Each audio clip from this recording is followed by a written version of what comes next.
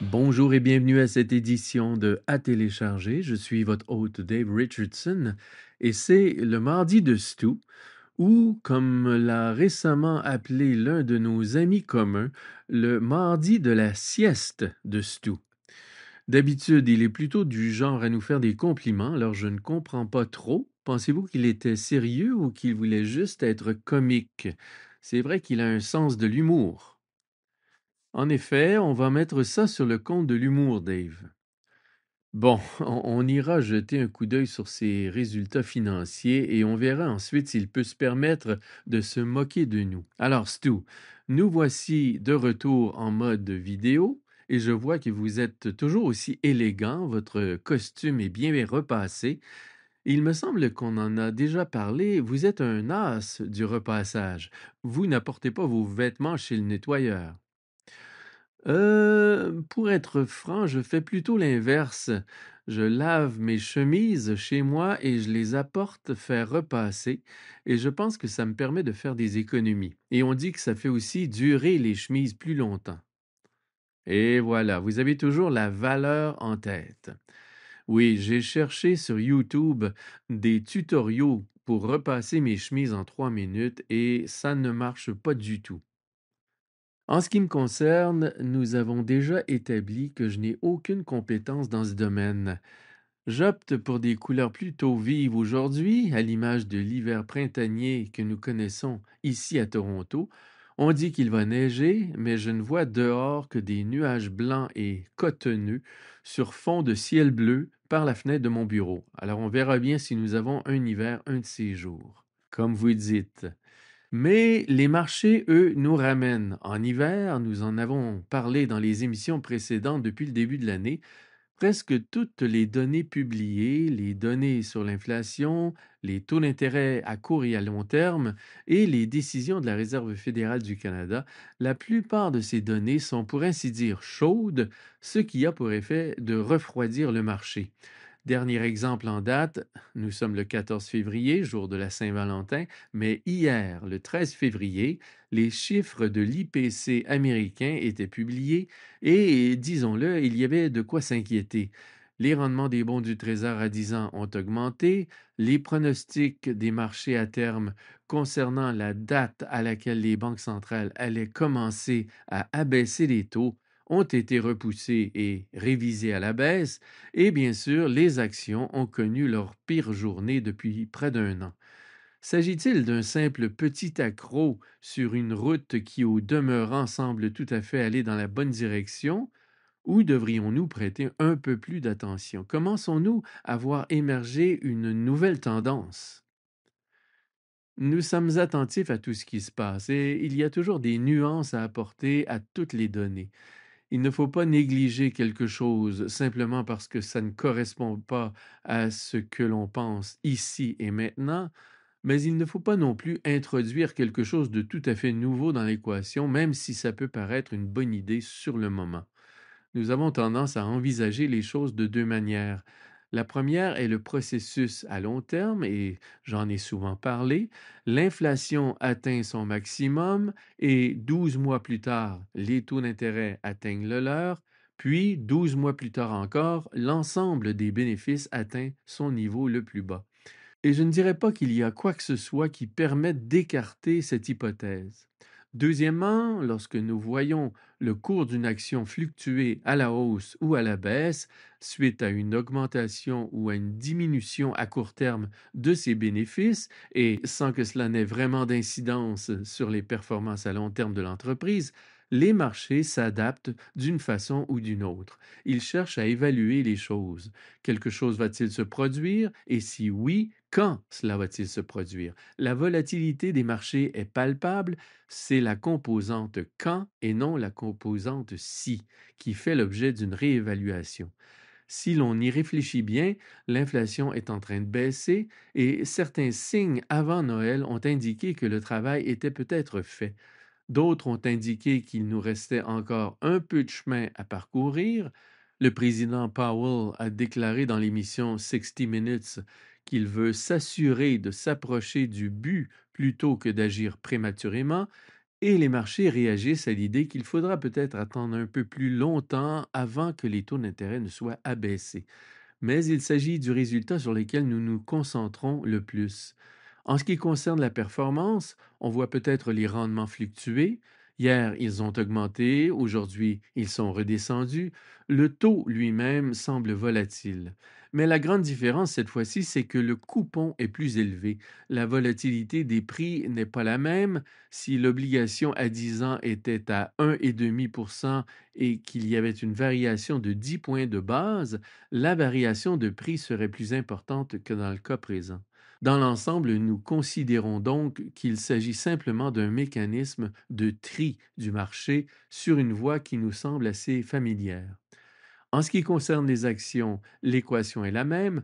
N'oublions pas que les actions ont atteint un niveau record la veille ou le vendredi avant cette annonce. Le même débat existe à l'intérieur du marché des actions. Quand cela va-t-il se produire versus si cela va se produire? C'est une question que nous essayons toujours de résoudre dans le portefeuille. Les marchés ont été un peu faibles hier, mais dans l'ensemble, nous avons vu des actions qui ont de bonnes valorisations et qui ont surpris à la hausse parce que leurs bénéfices ont été un peu meilleurs. Nous avons également vu des actions dont les valorisations étaient peut-être plus élevées et qui présentaient de bons chiffres, mais pas suffisamment pour justifier leur valorisation.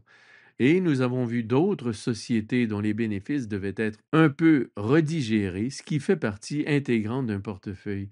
Mais tout cela pour dire que je pense que la feuille de route reste la même que celle sur laquelle nous travaillons. Alors, je suis sur la route dans mon SUV, une bonne suspension, des grandes roues. Quand il y a des dos d'âne, je ralentis, je respecte la limite de vitesse, je fais attention. Et je roule sur les dos d'âne sans m'inquiéter. J'ai compris qu'il s'agit d'une zone comme ça, à vitesse réduite, mais parfois je roule sur un dos d'âne et boum, j'ai droit à toute une secousse. Alors je pense, je vais faire un peu plus attention. Et ça ressemble un peu à ce que nous vivons ici. Un dos d'âne qui nous fait faire le saut, puis un temps de réflexion pour se demander si nous sommes toujours dans la bonne direction, ou bien s'il faut freiner, prendre du recul et peut-être changer de cap. Ce qui m'amène à ma prochaine question. On va faire attention de ne pas parler spécifiquement de la journée d'hier, mais en général, quand une nouvelle fait bouger un marché à ce point, est-ce un jour où vous êtes à la recherche de bonnes affaires? Est-ce à ce moment-là que vos antennes se dressent? On se dit qu'il pourrait y avoir de très bonnes opportunités lorsque quelque chose comme cela se produit. Ou est-ce que je simplifie un peu trop les choses? C'est une bonne question. C'est un peu les deux à la fois, en fait. Le volume n'était pas très important hier. Parfois, vous voyez un changement de prix et vous êtes prêt à acheter. À la fin de la journée, le marché s'est redressé de presque 3/4% en très peu de temps et les niveaux devenaient intéressants. Vous vous adressez à la salle des marchés et dites que vous êtes prêt à acheter, mais on vous répond qu'il n'y en a plus à vendre. C'est ainsi que fonctionnent les marchés. Je donne souvent cette analogie. Vous passez devant un garage de voitures d'occasion avec les prix affichés dans les vitres et tous les jours les prix baissent. Vous vous dites, un jour, vous allez l'acheter, cette voiture. Le lendemain, vous passez devant et la voiture n'est plus là.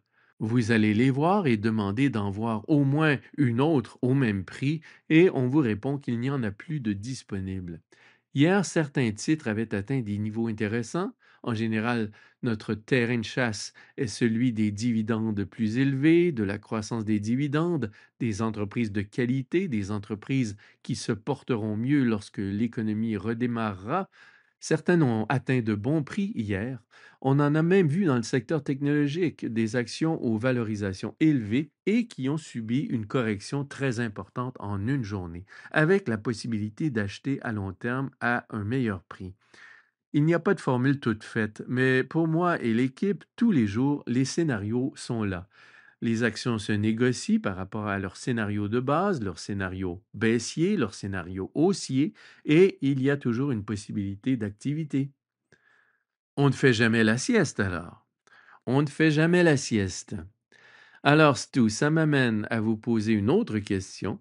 Ce volume faible d'hier, avec des prix qui baissaient et des gens qui vendent, est-ce dû surtout à des investisseurs qui sont inquiets du risque ou y a-t-il quelque chose d'autre à déduire de ce volume? C'est difficile à interpréter. Souvent, cela obéit presque à un algorithme. Les jours comme hier, on a l'impression qu'il y règne une sorte de parfum de gestion du risque. Nous avons parlé de l'indice de volatilité dans le passé, le VIX, et il a grimpé en flèche hier. Et certaines transactions se font de manière programmée quand l'indice VIX évolue. Mais nous regardons les titres un par un, où se trouvent les opportunités par rapport au scénario de base ou haussier pour les 12 à 18 prochains mois. Un jour comme hier, le SCP a baissé de 1,35% ou quelque chose comme ça, mais nous avions atteint un sommet historique vendredi. Ce n'est donc pas comme si tout avait été vendu au rabais hier. Oui, tout à fait. Et puis, Stu, l'une des choses dont nous avons parlé, et il est important d'y revenir car c'est l'un des thèmes récurrents pour les auditeurs réguliers, c'est que nous allons à un moment donné rouler sur des dos d'âne. Rien n'est parfaitement linéaire. Les chiffres économiques n'évoluent pas en ligne droite dans une seule direction. Il y aura des bosses sur la route et il y aura de la volatilité. Mais dans un certain contexte, cette volatilité peut devenir votre ami les jours où les choses sont en baisse. Vous, dont le cerveau fonctionne comme l'IA, avez-vous des conseils en de telles circonstances? Oui, alors j'ai dit qu'on ne faisait jamais la sieste, mais les placements échelonnés sont encore la meilleure stratégie. Sans blague, j'étais certain que vous auriez quelque chose de mieux à nous proposer. Oui, oui, le DCA, le Dollar Cost Averaging. J'avais la cape DCA, souvenez-vous, le petit gars des placements échelonnés. Cette approche méthodique de la construction de votre portefeuille au fil du temps dans un environnement comme celui-ci, c'est un choix logique en tout temps, mais ce l'est encore plus dans ce type d'environnement. Oui, c'est vrai. Blague à part, on s'attend toujours à des ralentissements. Comme vous l'avez dit, l'incertitude règne quant à la destination. On se doute de ce qu'elle est, mais le chemin à suivre et le temps qu'il faudra pour y parvenir sont plus incertains. Un chiffre comme celui d'hier rend les choses encore plus incertaines. C'est pourquoi une stratégie de ce type, et Stu a expliqué comment il construisait des positions dans ses portefeuilles de cette manière, devient un moyen très intelligent pour un investisseur de commencer à construire des positions dans un certain marché qui comporte toujours un certain risque.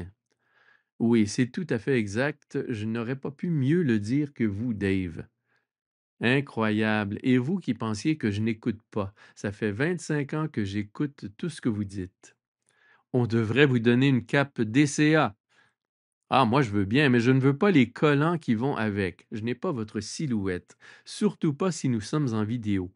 On mettra la vidéo en ligne et on attendra les commentaires et on fera les ajustements si nécessaire. Alors Stu, merci encore de nous avoir dit comment faire dans une journée intéressante comme celle d'hier. J'espère que nous aurons d'autres sujets intéressants à aborder la semaine prochaine. J'en doute pas, en réalité, il se passe toujours quelque chose sur un marché quelque part. Alors, prenez soin de vous et rendez-vous la semaine prochaine. Très bien. Merci, Dave. Cet enregistrement a été fourni par RBC Gestion mondiale d'actifs Inc. à des fins d'information seulement et ne constitue pas un conseil de placement ou un conseil financier. Vous devriez consulter vos propres conseillers juridiques, comptables, fiscaux, en placement ou en planification financière avant d'effectuer toute opération.